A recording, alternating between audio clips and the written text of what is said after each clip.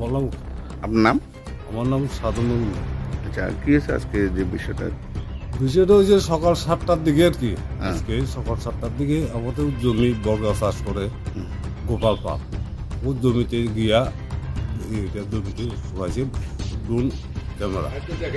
হ্যাঁ, আমাদের কাছে নিয়ে এসেছে। হ্যাঁ, নিয়ে এসেছে। এটা আপনাদের থানাতে যোগাযোগ করলাম। হ্যাঁ, এটা কি জিনিস তো বুঝতে পারতেছি না, অত সম্ভবত ড্রোন ক্যামেরা। হ্যাঁ, কিন্তু 7-8 দিন আগে এই ক্যামেরাটা এই দিক দিয়ে সকালবেলা আসছে।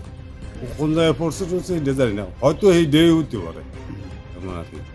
এটা কোনখানের মনে হইতেছে আপনার? আপনার এখান থেকে বাংলাদেশ সীমানা কতটুকু? বেশি না, কত 1-1.5 ফলো। আচ্ছা, কি মনে হইতেছে এটা? বাংলাদেশের মনে হইতেছে, কারণ এটা এদিকে তো এমনি তার খেলা জিনিসটা যে এটা কেউ উড়েছে তাও না, মানে মেনলি বাংলাদেশের মনে হইতেছে এটা বাংলাদেশের।